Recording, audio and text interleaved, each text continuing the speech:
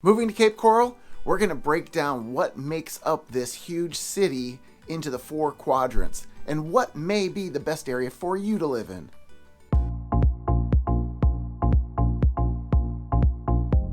Hey everybody, this is Craig Cunha. I am a real estate agent here in Southwest Florida.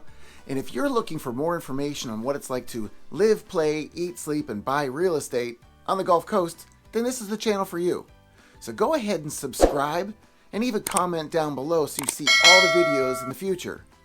I'm getting calls from people every day asking about what it's like to live here, move here, and what they can expect. And I love it.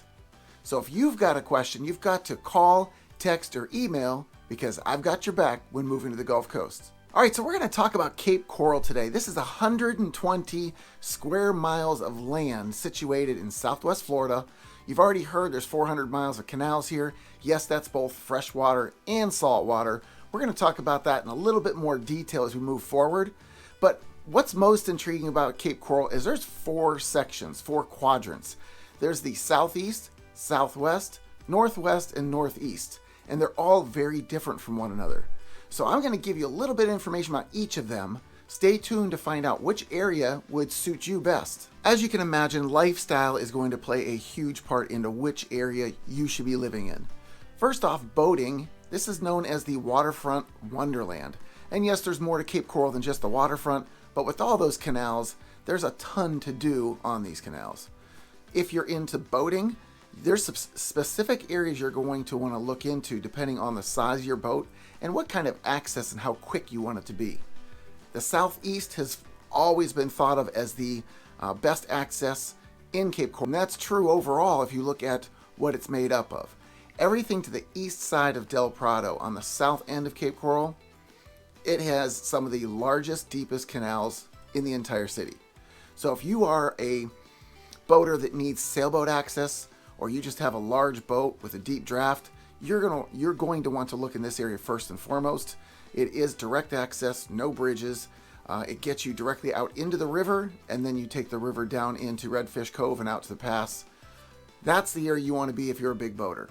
It's going to get you the fastest access as well. The other thing about this southeast area is that the pace of life is going to be much faster than many of the other areas. While this is our oldest section of the city, it also has the most going on. All the shops, restaurants, businesses, they're all jammed into this southeast section. The residential sit just up above it in that northern area, but right across Cape Coral Parkway, right up Del Prado Boulevard, those are our busiest sections. That's where all the action's going on. Some of it's starting to spread up in the northwest, and we'll talk about that as we move forward. In this southeast section, we also have an area called the Yacht Club. This sits to the southern end of the southeast area, and you'll find one of the favorite attractions for most everybody that spent time here, and that's the boathouse. It's a tiki hut on stilts with a beached dining area as well as being elevated above the sand. You get great views, great sunsets, pretty decent food overall, and drink specials at times if you arrive at the right time. Don't let me forget the live music. That's one of the best things about being there. If you're not going to be at the boathouse, you're going to most likely be up off of 47th Terrace, where there's a number of other venues that you can enjoy a bite to eat, have a few drinks, listen to some music. So go check 47th Terrace. Storm Brewing just took over a place up there. There's Duval Street and a number of other places that you want to visit. Back Streets is another very popular place. Ralph's, Rusty's.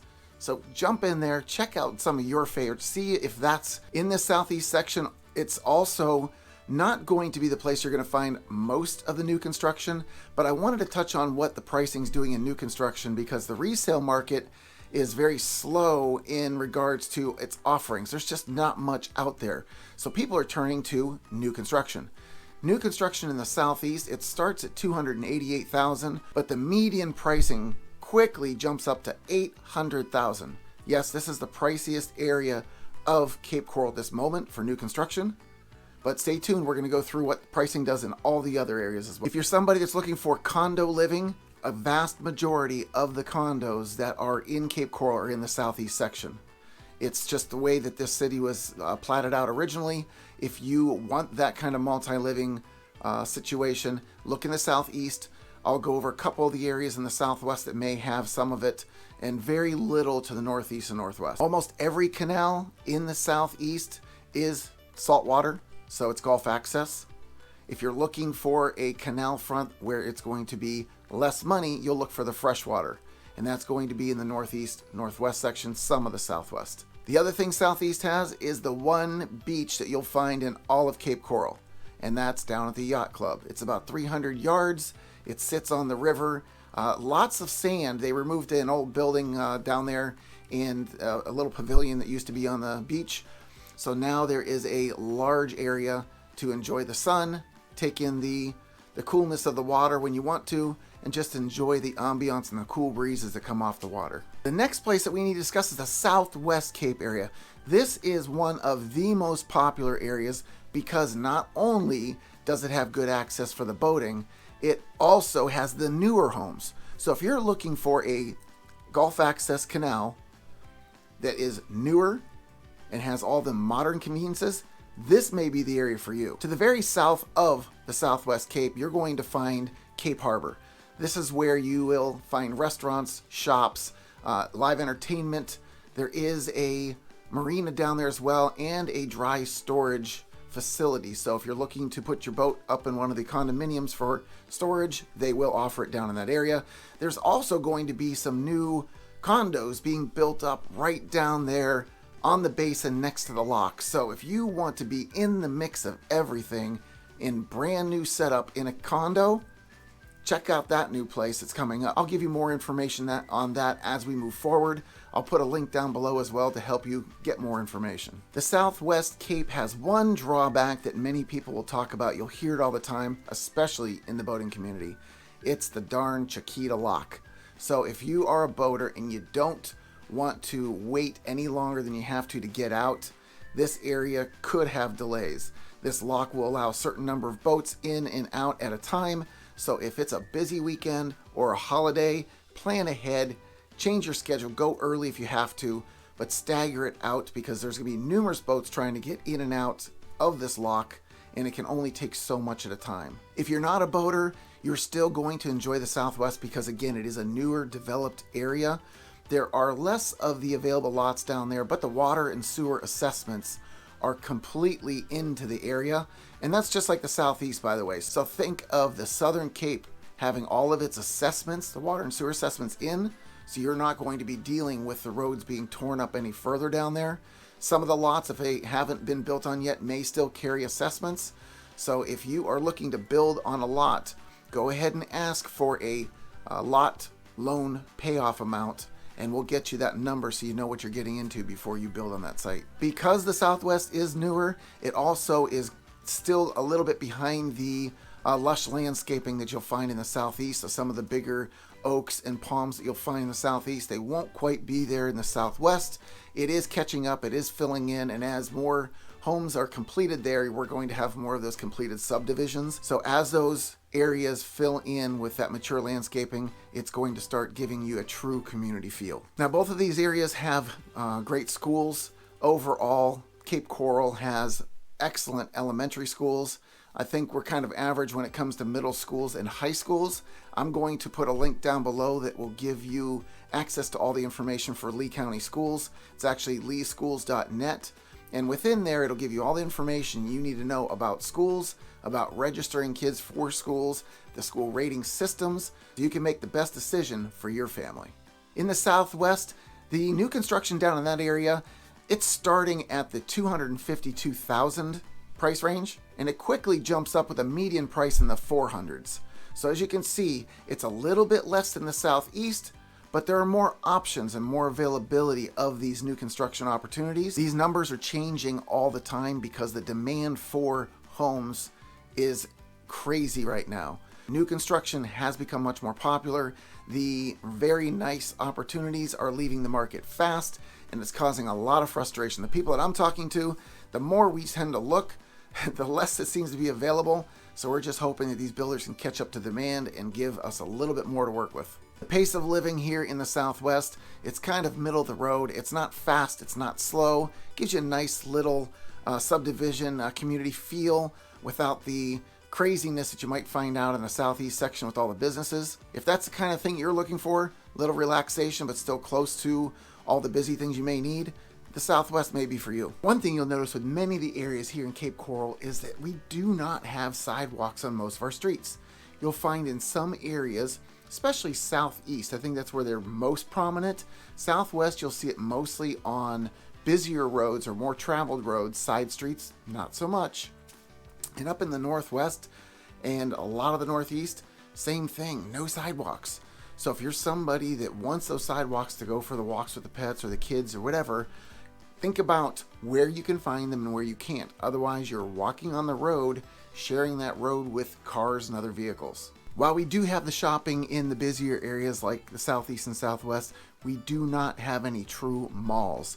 If you need a mall, you need to go into Fort Myers to the Edison Mall off of 41, or travel south to either Gulf Coast Town Center, Miramar Outlets, which has hundreds of stores, or the Coconut Point Mall.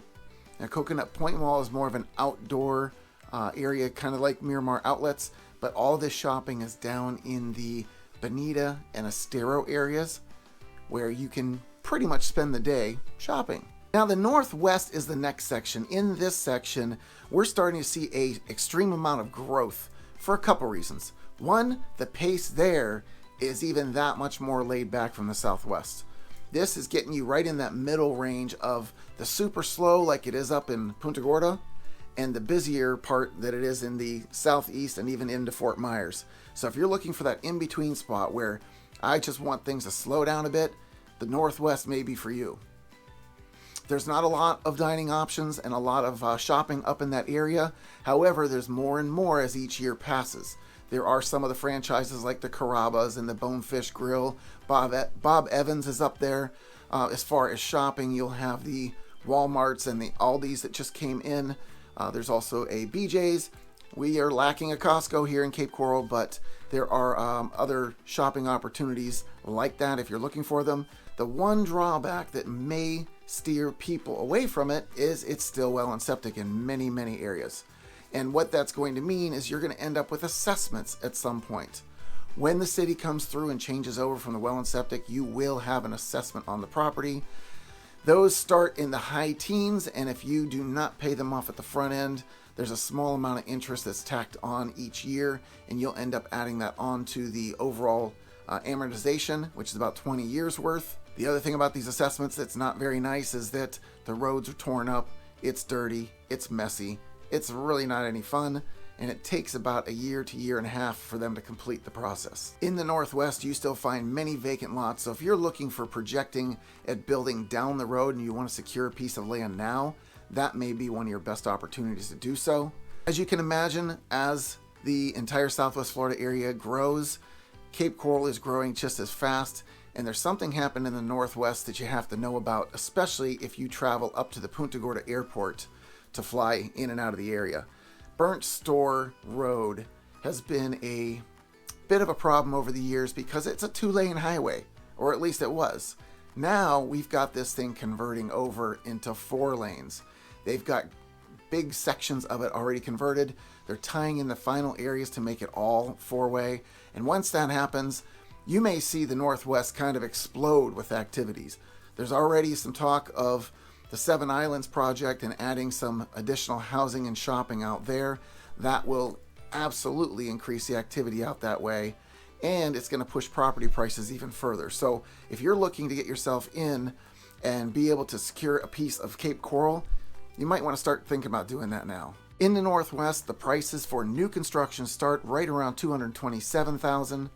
And the median prices are in the 300s. Another drawback about being up in the Northwest Cape is if you're somebody that needs access to I-75 or RSW Airport, or you're just a beachgoer, this might be one of the most difficult areas to enjoy all those things quickly. So out to the west side of Cape Coral, I live out in the West Cape. It doesn't bother me very much because I don't need the airport a lot. And if I need the airport, it's accessible within 30 to 45 minutes depending on traffic. As far as I-75, once again, if you're not traveling at the rush hour times, it's not going to be that bad. You're going to be out there in, again, 30 minutes When we're in season, you can add about 10 to 15 minutes to that with the extra traffic.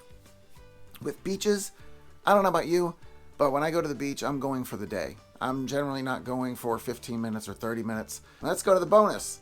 If you're one of those people, again, trying to go to Punta Gorda for the airport, it's a quick trip from here. You're talking 20 minutes to get there, jump on the plane, one way, no stop flight to wherever you're going. So it's a quick process. Also, if you haven't been up to Punta Gorda, we talked about this before, there are a number of waterfront dining options up there. It's a quaint little historic town. If you haven't visited there before, you can go ahead and check the link up above there and click over and check out Punta Gorda. It's got a lot of things going for it. We're going to discuss that in more detail in coming weeks. The last section to discuss is the Northeast. Now, the Northeast is another growing area because the fact that it's also well and septic in many areas. So as they convert over, many more people are finding, hey, this might be a convenient area to be in. There's more shopping and more commercial things in this area than there is in the Northwest. So if you're somebody that wants the conveniences like a Super Target, a Lowe's, Publix, there's an urgent care there. We've also got Pollo Tropical right on the corner and Outback. So there are some things up there. Chick-fil-A. It's the only Chick-fil-A in Cape Coral. So if you are addicted to Chick-fil-A, you need to live in the Northeast. Now, Northeast Cape Coral also has another unique feature in that it gives you a direct tie into downtown Fort Myers on the only free bridge you'll find from the Cape to Fort Myers and back. Yes, I said free bridge. There's no toll. The other two bridges have tolls. The toll's only $2, and if you get the fob for in your vehicles, then you pay half price. And it's something that you have automatically renewed so that you won't forget and then be sent one of those lovely fines. In the Northeast Cape, you'll find a couple communities as you go further up the Del Prado extension. One of the newest is Entrada. It is a D.R. Horton community, and they put together a really nice community. If that's your kind of living, there's a few opportunities up there, whereas in the Southwest, there's only a handful, and in the Southeast, there are no gated communities. So if you're looking for that and you want it to be newer, jump up into the Northeast, and again, look for Entrada. They still have building going on. In the Northeast, overall, pricing starts for new construction at $193,000 with a median of only $250,000. I'm saying only because I'm comparing it to the other areas we've discussed. If you're looking for the least expensive yet convenient location in Cape Coral, Northeast might be for you. I mentioned schools earlier as far as them being relatively similar across the K through 12 grades. As far as colleges go, we don't have colleges in Cape Coral. So if you're going to attend college at FGCU or FSW or any of the other trade schools that we have in the area, we have a bunch of smaller colleges as well, like Rasmussen, where you can do some medical training. But if you're looking for those things, they're in Fort Myers. Most of the commutes for that are only 15 to 20 minutes. On the outsides, it might be 30 minutes, but it is accessible. It is available. It's just not in Cape Coral. The last thing I'm going to say about Cape Coral is something that a client pointed out the other day. We've discussed this before, but the wires in the air and the utility poles in the yards, it's one of those things that you eventually won't see as you might when you first start driving through the area, but you do become immune to it. You don't notice it as much, but it's something that's there. And quite honestly, to put all of those utilities into the ground would be so cost prohibitive. I don't think it'll ever happen. So if you don't like the wires in the air or the poles, utility poles in the lawns, you may have to look into one of the communities. The gated communities here do bury all of their utilities, so you won't have to see it that way. But it's just one of the realities of living in Cape Coral. I hope you had the opportunity to learn something from this video. If you want to know more about what it's like to live in Southwest Florida and the cities that are here, go ahead and watch one of these other two videos. If you have any questions or need an answer to something, you've got to call, text, or email because I've got your back when moving to the Gulf Coast.